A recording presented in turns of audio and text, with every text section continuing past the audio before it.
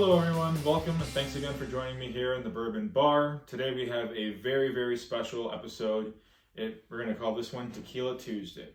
I know most of my content will be whiskey related as I am the Bourbon Bar, but I did mention in the first episode that I don't discriminate against spirits. Tequila is one of my secondary favorites and rum is going to be my third. Most of my content will be whiskey. I mean, I'll only slip in once every now and then a tequila that I think you need to hear about, or something that really stands out, or maybe even you guys are asking about something and I'll be happy to do a review on it. So I'm going to start off with my favorite tequila of all time. It is the Clase Azul reposado, famous for this beautiful hand-painted, handmade bottle, beautiful agave leaf, and the almighty and famous cowbell. It is a reposado. It is aged 8 months. It is pure blue agave. Most times you'll find this. I've seen it at a few places throughout the country. On average, it's $150 to $200, depending on where you get it from. I mean, I've seen it for $140 once, but that was a special and it was gone like that. I mean, it demands its money. It's well worth it. A little bit about it. It is 8 months old. Unfortunately, I really hate to admit it, but it does have sweetening additives to it. I don't like to promote things that have additives, and that's kind of based on, whiskey. True bourbon has 0 additives. Good rye has no additives. I don't like to do things like that, but this is one of those unique items where when you have it and you smell it and you try it, it completely changes your mind. Well, I shouldn't say changes your mind, but it makes you say, all right, that's fine. In this case, it's okay. I'll turn my back to that because it's actually worth it. I'm going to go in for a nose. I don't have my normal Glencairn, but I don't want to pour a huge one. Just small, nice little tasting, sniffing glass and go in for the nose, hit the palate, and get the rest from there. Agave syrup, vanilla.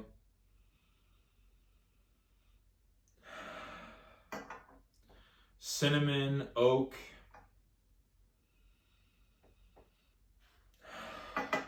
and then a little bit of like orange peel. It's really nice.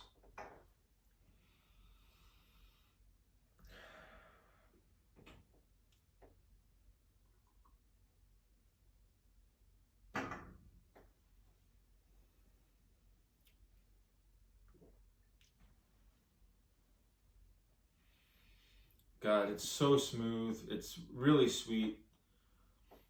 I don't love sweet bourbon, or like overly sweet bourbon or rye, but in the tequila world, sometimes sweetness is nice. And this is about the extent of the amount of sweetness I want my spirit to be base. Otherwise, just give me an old fashioned or something, but out of the box, this is phenomenal. Smooth, orange, cinnamon, clove, agave syrup. Vanilla is the highlight of the show, but man, is it nice. A little warming of the mouth, not hot at all. A little warming, and then just a completely smooth shutdown. It's unbelievable.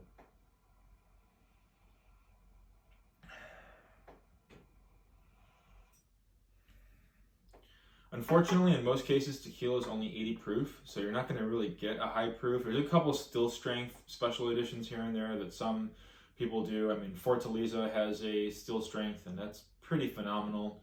I've seen a handful of others that do stuff that's not 80 proof and it's a little higher. I'm always game to try those because I really like the higher proof stuff, but this is just absolutely phenomenal.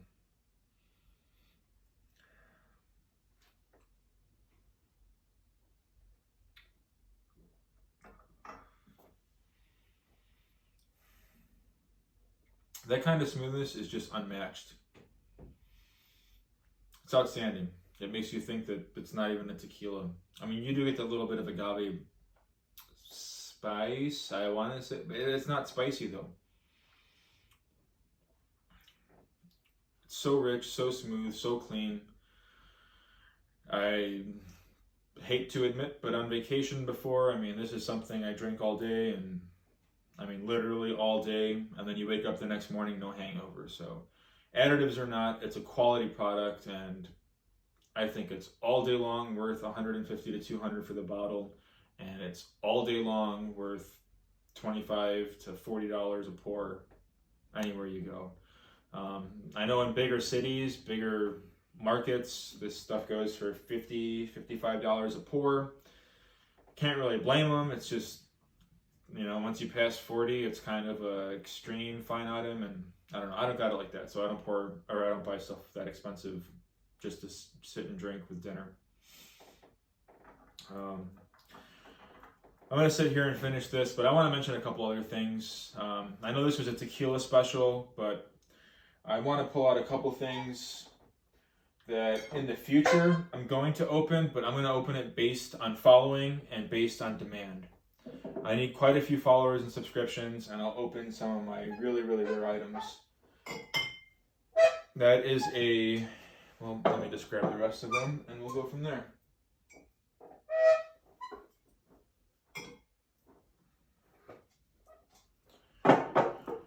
These are some of the hardest I've ever had to come across to find.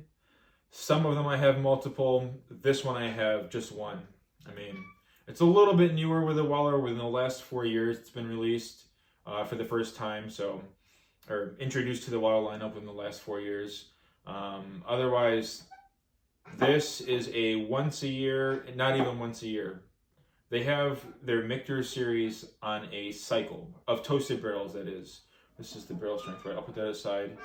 The toasted barrels come out in a cycle of releases. This comes out, this one is a 2021, and that is the second time it's been released in the cycle of toasted barrels. The first one was in 2015. I have one 2015 and I have two 2021s. Actually, no, I don't have it. I only have one 2021. One 2021 and one 2015. I'll bust open the 2020 when the liking and following and demand for it is right. So this has been released twice since ever. So that kind of speaks to the magnitude of how rare it really is. It's really awesome. A completely different whiskey experience, and I'm not going to open it till the timing's right.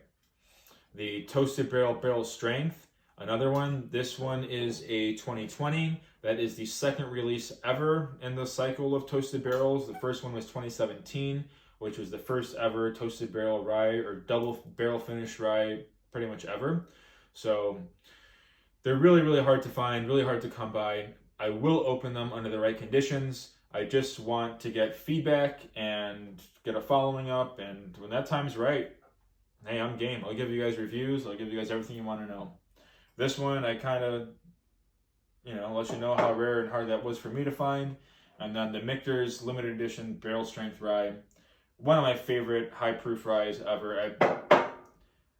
I'll say 3 ryes that are high proof that are my all time, and you guys take it for what it is. Thomas Handy by Sazerac from the BTAC collection is my #1 all-time favorite. That is damn near impossible to find and really expensive when you find it in a bar, yet alone on a shelf. I mean, I've seen it for $8.99 and $15.99, and hey, like I said, I don't got it like that, so to each his own. Another rye of mine that's a favorite is going to be this Willet Family Reserve, the 4-year rye. Absolutely outstanding. They do come out in small batches, so they all vary in proof. The one open right now is 108. My other is 112. They all kind of vary. They stick close to about 110, give or take a couple points. But that's my #2. And then, not to discredit these, but these are these are different. I don't know. I would probably say this is my #3 and this is my #4 rye, but I only put the Willet rye in front of it because I can get more. My unicorn's my unicorn of the Thomas Handy. I do not have one, but it's that hard to come by, so I won't be getting one anytime soon. So from what I have, the Willet rye is a favorite because I can open it and replace it. But otherwise, these are like my holy grail, So let me know what you guys want to see open. Let me know what kind of information you're looking for. And can't wait to try I've had them before, but more so share the experience with you guys, share the information. and get a little more into depth with them. Otherwise, cheers to Tequila Tuesday. Thank you for joining me. I can't wait to drop another episode with you guys. Thank you. Like, follow, subscribe.